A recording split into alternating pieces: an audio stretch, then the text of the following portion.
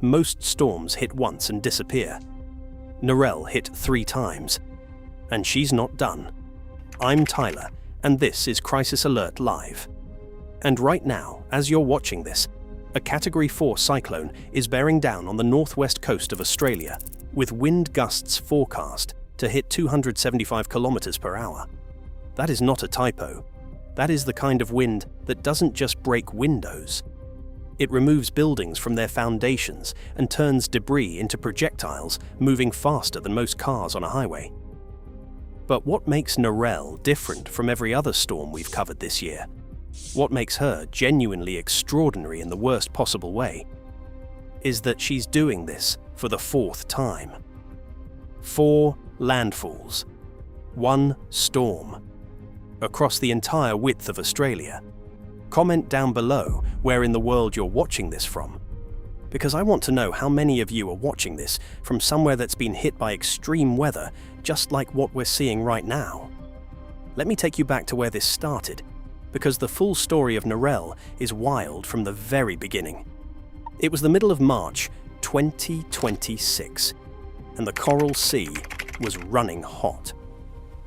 Not figuratively, the sea surface temperatures were sitting between 29 and 30 degrees Celsius, which is roughly half a degree to a full degree above seasonal averages. That might not sound like much, but for a tropical cyclone, warm water is fuel. It's the difference between a fire and an inferno. The Bureau of Meteorology initially classified Narelle as a Category 2 system on March 17th. 2 days later, on March 19th, she had intensified into a Category 5 monster with sustained winds up to 225 kilometers per hour. In meteorological terms, that kind of rapid intensification is a red flag, a sign that the atmosphere and ocean were in perfect, terrifying alignment. On the morning of March 20th, Narelle made her first landfall.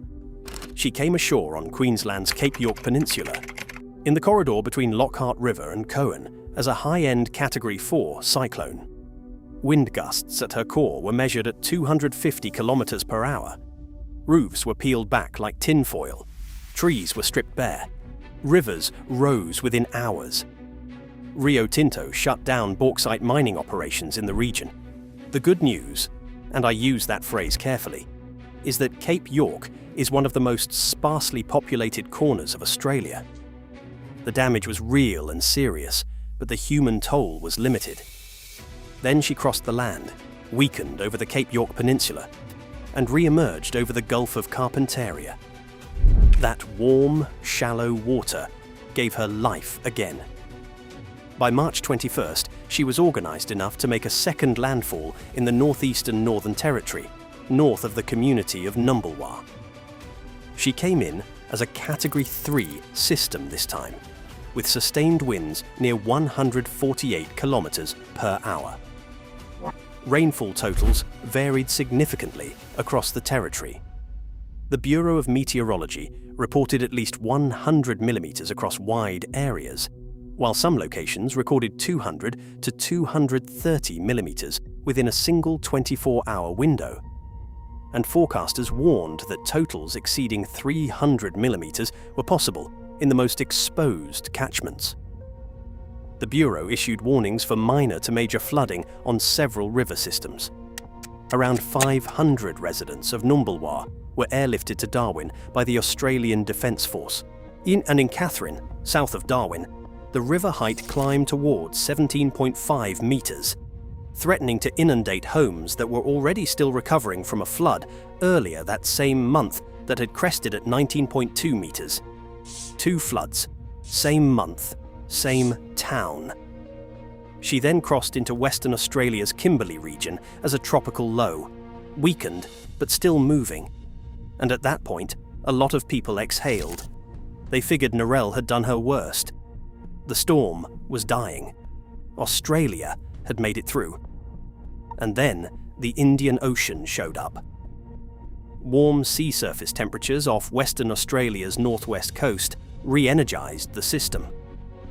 By March 25th, Narelle had reformed into a Category 3 cyclone, sitting roughly 260 kilometers north-northwest of Port Hedland, and she was strengthening, fast. The environment was still favourable, those same 29 to 30 degree sea temperatures, strong upper-level outflow supporting deep convection, and very little wind shear to tear the storm apart. Meteorologists at the Bureau were watching the data with the kind of focus that tells you something serious is developing. By March 26th, today, Narelle had reached Category 4 strength off Western Australia's coast. Sustained winds near the centre at 175 kilometres per hour. Gusts to 250, possibly reaching 275 kilometres per hour as she strengthens further. She is now tracking southwest, forecast to pass close to the northwest Cape before turning south along the Gascoyne coast. The Bureau of Meteorology has issued tropical cyclone warnings for a stretch of coastline running from Wim Creek all the way to Northampton. Communities that include Karratha, Onslow, Exmouth, Coral Bay, Carnarvon and Denham. 600 kilometres of coastline under emergency warning. Schools are closed. Qantas and Virgin Australia have cancelled flights in and out of Port Hedland Airport.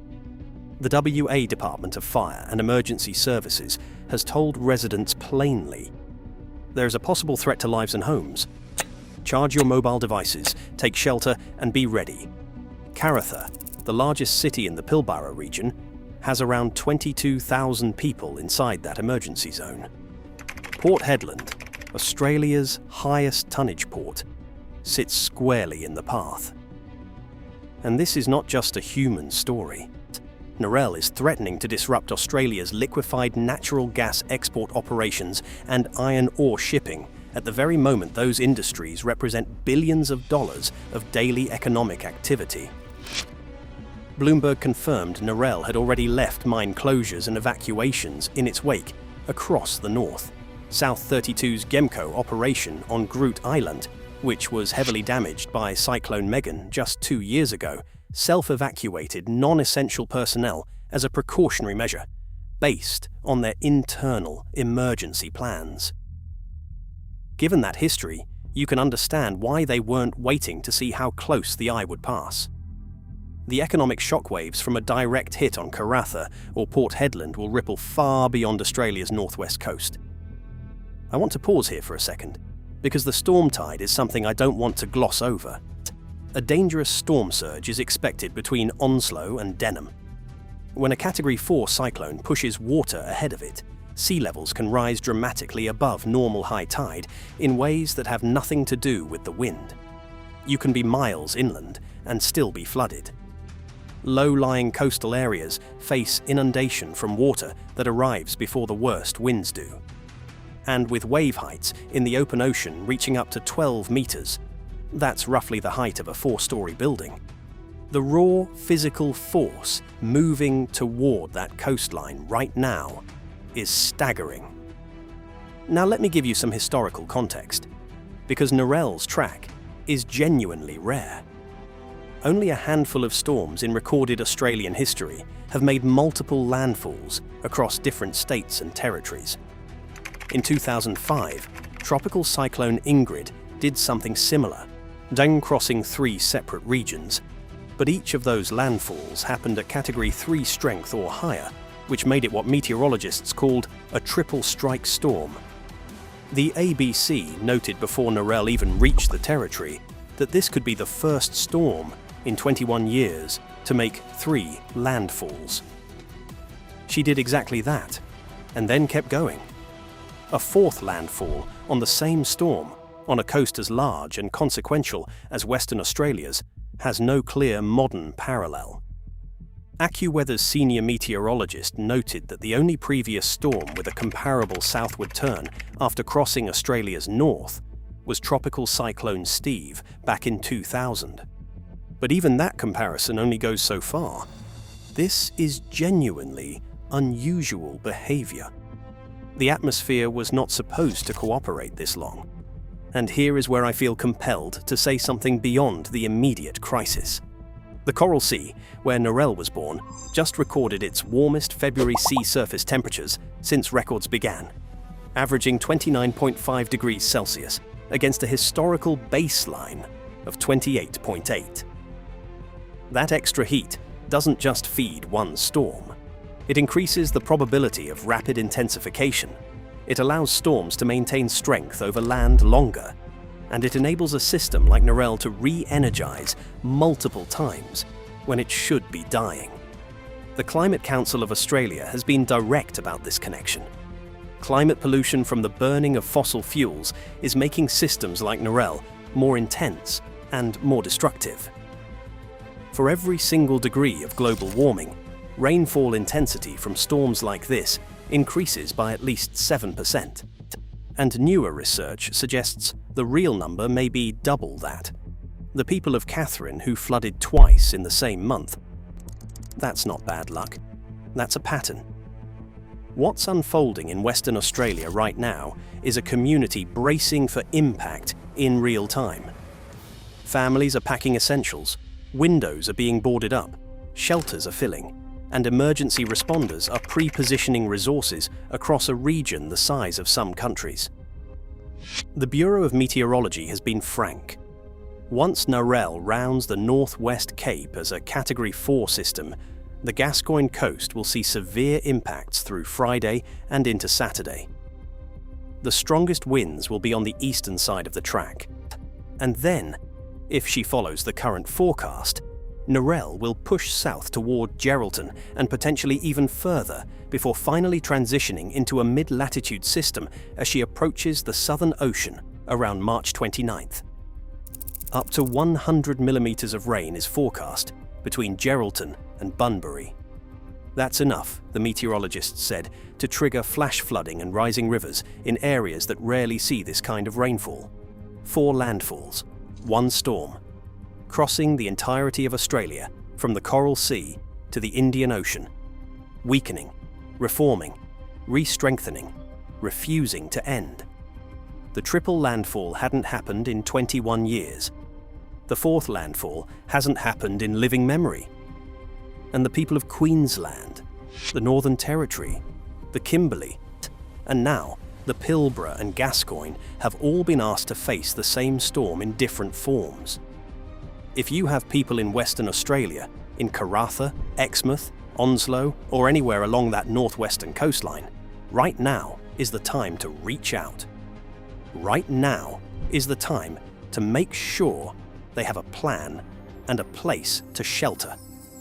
And if you're in that region watching this, take the warnings seriously.